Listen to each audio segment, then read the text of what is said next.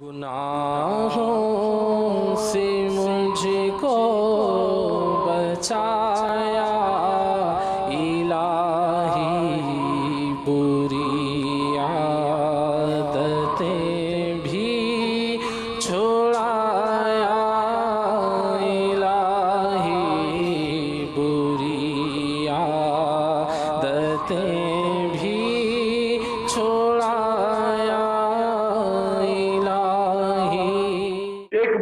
فرماتے ہیں کہ میں ایک نیک شخص کو سال ہا سال سے حرم شریف میں دیکھا کرتا تھا کہ وہ کعبۃ اللہ شریف میں رات گئے تک نوافل بھی پڑھتا رہتا تھا، قرآن شریف بھی پڑھتا رہتا تھا، بڑا نیک شخص۔ مجھے سفر پیش آیا تو میرے پاس کچھ سونا وغیرہ تھا، تو میں نے سوچا کہ یہ بڑا نیک شخص ہے اور بڑا نمازی اور پرہیزگار ہے، تو کیوں نہ اپنی امانت اسی کے پاس رکھوا دی۔ چنانچہ میں نے اس کی خدمت میں اپنی امانت پیش کر دی، کہہ دیا کہ میں ذرا سفر پہ جا رہا ہوں، میں جب واپس آؤں گا تو اپنی امانت آپ سے لے لوں گا۔ وہ امانت دے کر سفر میں چلا گیا۔ جب سفر سے واپس لوٹا تو اتفاق سے اس نیک شخص کا انتقال ہو چکا تھا۔ یہ گھبرا کر ان کے بیٹوں کے پاس پہنچا، ان کے بیٹوں کو سارا ماجرا سنایا کہ میں نے تمہارے والد کے پاس کچھ امانتیں رکھوائی تھی، سونا وغیرہ، اور کافی مالیت کا تھا، تم مجھے لوٹا دو۔ تو لڑکوں نے کہا کہ خدا کی قسم ہم کو تو پتہ ہی نہیں کہ تم نے کون سی امانت دی تھی ہمارے والد صاحب کو، والد صاحب نے اس کا کوئی تذکرہ ہم سے نہیں کیا۔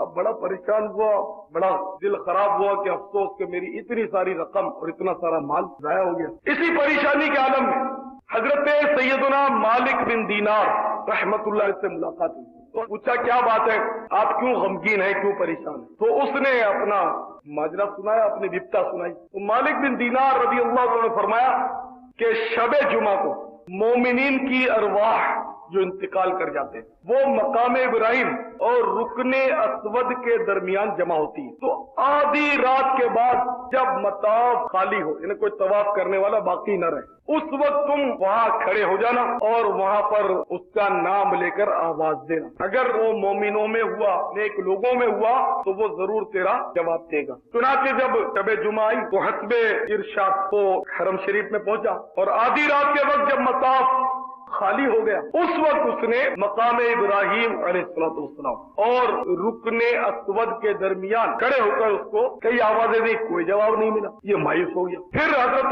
سیدنا مالک بن دینار رضی اللہ عنہ سے ملاقات ہوئی، تو اس نے ساری بات بتائی کہ میں نے اس طرح آوازیں لگائی لیکن اس نے تو جواب نہیں دیا مجھے۔ تو حضرت مالک بن دینار رضی اللہ عنہ کی زبان سے نکل گیا، انا للہ و انا الیہ راجعون، کہ افسوس تمہارا وہ امین نیک لوگوں میں سے نہیں ہے، وہ شاید عذاب میں گرفتار ہے۔ اب ایسا کرو تم یمن چلے جاؤ اور فلاں مقام پر چاہے برہوت کنواں، چاہے برہوت چلے جاؤ اور وہاں پر آدھی رات کو کھڑے ہو کر تم آواز دینا تو وہ تمہیں ضرور جواب دے گا۔ چنانچہ اس شخص نے سفر کیا اور یمن پہنچا۔ یمن میں کسی ویرانے میں جا کر چاہے برہوت اس نے تلاش کیا اور مل گیا۔ چاہے برہوت جو ہے وہ جہنم کے منہ پر بنا ہوا ہے، اور اس میں جو ہے معذبین کی ارواح ہوتی ہیں، جن کو عذاب ہوتا ہے نا، ان کی روحیں گرفتار ہوتی ہیں۔ چنانچہ وہ آدھی رات کو چاہے برہوت پہنچ گیا، اور وہاں جا کر ابھی وہ قریب پہنچا ہی تھا کہ ایک دل ہلا دینے والا اس نے منظر دیکھا، اس کے روئیں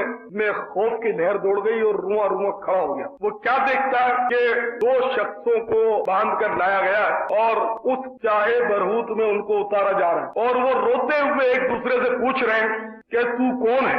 ایک جواب دیتا ہے ان میں سے کہ میں فلاں ظالم کی روح ہوں، میں بادشاہ کا پہرا دیا کرتا تھا، بادشاہ کا باڈی گارڈ تھا اور حرام کھاتا تھا، اور ملک الموت علیہ السلام نے مجھے اس کنویں میں پھینک دیا جس میں مجھے عذاب دیا جاتا رہے گا۔ دوسرے نے روتے ہوئے کہا کہ میں عبد الملک بن مروان کی روح ہوں اور میں گناہگار اور ظالم شخص تھا، مجھے بھی عذاب کے کنویں میں لایا گیا۔ بہرحال یہ کہ وہ بزرگ جو تھے ان پر یہ دیکھ کر ایک دم وہ کانپنے لگے اور گھبرا گئے، لیکن چونکہ ان کو مال کی ضرورت تھی انہوں نے اپنی تمام ہمت اکٹھی کی اور اس کنویں کے کنارے کھڑے ہو کر اس کی طرف منہ کر کے اندر کی طرف زور سے پکارا، اے فلاں بن فلاں، جو اس کا نام تھا، اس کو آواز دی۔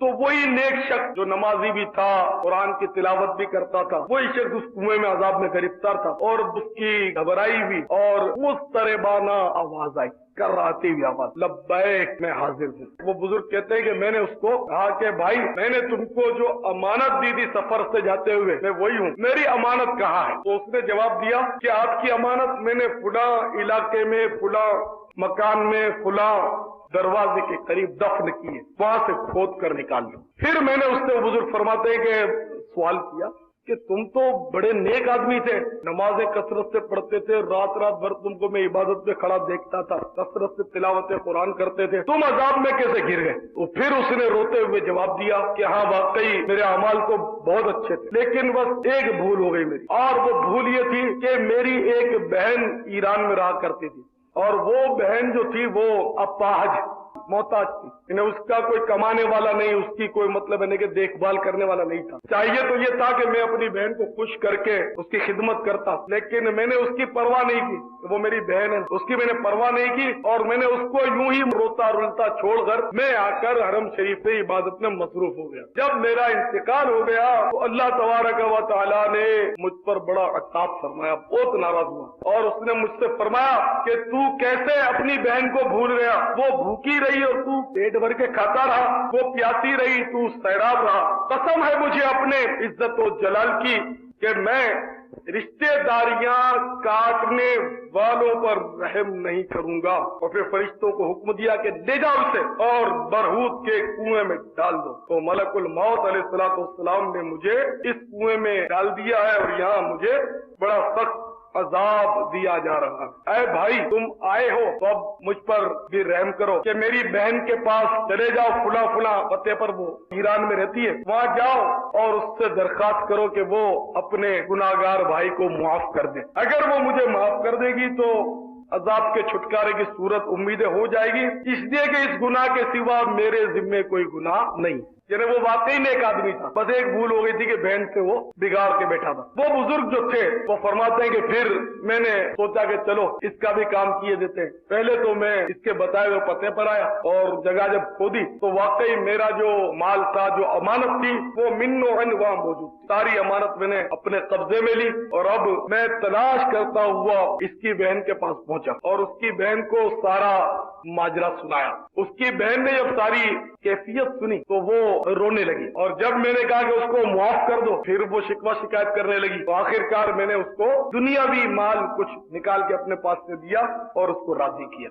میرے پیارے اسلامی بھائیوں، اس واقعے سے دیکھیے کس قدر ہمیں درس عبرت ملتا ہے کہ آدمی کتنا ہی پرہیزگار ہو، نیکوکار ہو، امانت دار بھی ہو، دیانت دار بھی ہو، اگر اس نے ماں باپ سے بگاڑ رکھا ہے بلا وجہ ان پر ظلم کرتا ہے، بہن بھائی سے بگاڑ کے رکھا ہے بلا وجہ ظلم کرتا ہے، زیادتی کرتا ہے، اور اپنے رشتہ دار خالہ ماموں چچا دادا دادی نانا نانی، ان رشتہ داروں سے اگر بگاڑ کر رکھا ہے تو اس کا انجام کس قدر خوفناک ہے۔ یہ آپ کے سامنے یہ واقعہ جو ہے، یہ حکایت حضرت فقی ابو اللیث سمرقندی رحمت اللہ نے قرۃ العیون میں نقل کی ہے، جو میں نے آپ کو سنائی۔ اس سے آپ اندازہ لگائیے، آج آپ بھی غور کریں، کسی کی اپنی ماں سے نہیں بن رہی، کسی کی باپ سے نہیں بن رہی، کوئی اپنی بہن سے بگاڑ کے بیٹھا ہے، کوئی بھائی سے لڑ کر پڑا ہوا ہے، خالوں سے ماموں سے چچاؤں کا تو سب کا ہی رشتہ کٹا ہوا ہوتا ہے جنرل عموماً۔ بہرحال میرے پیارے اسلامی بھائیوں، رشتہ داروں کے حقوق بہت زیادہ ہیں، اور شیطان جو ہے وہ رشتہ داریاں کٹواتا ہے۔ حضرت سیدنا جلال الدین رومی رحمۃ اللہ بڑی پیاری بات کہہ گئے، فرماتے ہیں تو برائے وصل کردن آمدی نئے برائے فصل کردن آمدی، تو جوڑ پیدا کرنے کے لیے آیا ہے، تو توڑ پیدا کرنے کے لیے نہیں آیا۔ حضرت سیدنا ابو ہریرہ رضی اللہ تعالیٰ عنہ سے مروی ہے کہ تاجدار مدینہ راحت قلب و سینہ صلی اللہ تعالیٰ علیہ وسلم نے ارشاد فرمایا، جب اللہ تبارک و تعالیٰ مخلوق کو پیدا کر چکا تو قرابت یعنی رشتے داری نے کھڑے ہو کر عرض کیا، اے مولا میں تجھ سے قطع رحمی کی پناہ چاہتی ہوں، ان رشتے داریاں کاٹنے کے فعل سے یا اللہ میں پناہ چاہتی ہوں۔ تو پروردگار عالم جل مجدہ نے ارشاد فرمایا، کیا تو اس بات پر راضی ہے کہ جس نے تجھ سے تعلق جوڑا میں اس سے تعلق جوڑوں گا، اور جس نے تجھ سے قطع کر لیا، تعلق ختم کر دیا، تو میں بھی اس इसके ताल्लुक को काट दूंगा, अदा कर दूंगा। तो अब रिश्तेदारी ने कहा कि या अल्लाह मैं इस पर राजी हूँ। परवरदिगार आलम जल्ल मजदहू ने कुरान अजीम में फरमाया, तो क्या तुम्हारे ये लक्षण नजर आते हैं कि अगर तुम्हें हुकूमत मिले तो जमीन में फसाद फैलाओ और अपने रिश्ते काट दो? ये है वो लोग जिन पर अल्लाह अज़्ज़ व जल ने लानत की और इन्हें हक से बहरा कर दिया और इनकी आंखें फोड़ दी। ऐ अपने माँ बाप से रूठे हुए भाइयों, अपनी औलाद से बिगड़े हुए भाइयों, अपने भाई से टूटे हुए भाइयों, अपनी बहनों से रिश्ता तोड़े हुए भाइयों, खालाओं मामुओं और चचाओं से रिश्ते तोड़ बैठने वालों, अल्लाह के सच्चे कलाम पर एक बार फिर गौर कर लो, अच्छी तरह गौर कर लो। अल्लाह ताला किस कदर गज़बनाक है। सरकार मदीना सल्लल्लाहु अलैहि वसल्लम ने इरशाद फरमाया, एक बार जब सब लोग बैठे हुए थे, कि रिश्तेदारी कता करने वाला हमारी मजलिस में ना बैठे। तो ये सुनकर एक नौजवान वहां से उठा और उठकर वो अपनी खाला के पास पहुंचा, क्योंकि उसकी खाला से उसका झगड़ा था और वो खाला से जाकर माफी मांगने लगा। तो सरकार ने मना फरमा दिया है कि जो रिश्तेदारों से कट कर रहे डरे उनसे झगड़ा हो तो वो हमारी मजलिस में ना बैठे। तो सरकार ने हमको निकाल दिया, तू माफ कर दे। तो खाला जान से माफी मांगी, खाला ने माफ कर दिया, दोनों ने एक दूसरे को माफ कर दिया। और वो फिर सरकार मदीना राहत कल्ब व सीना सल्लल्लाहु तआला अलैहि वसल्लम की मजलिस में आकर आपकी सोबत में आकर बैठ गया। तो आपने इरशाद फरमाया सल्लल्लाहु तआला कि उस कौम पर अल्लाह की रहमत नाजिल नहीं हुआ करती जिसमें रिश्तेदारी काटने वाला मौजूद हो। तो मेरे प्यारे भाइयों, अल्लाह की रहमत लूटने के लिए हर एक को चाहिए कि आज के बाद अपने रिश्तेदारों से जोड़ पैदा कर। अल्लाह ताला हमारे हाल ज़ार पर रहम करे। गुनाहों से मुझको बचा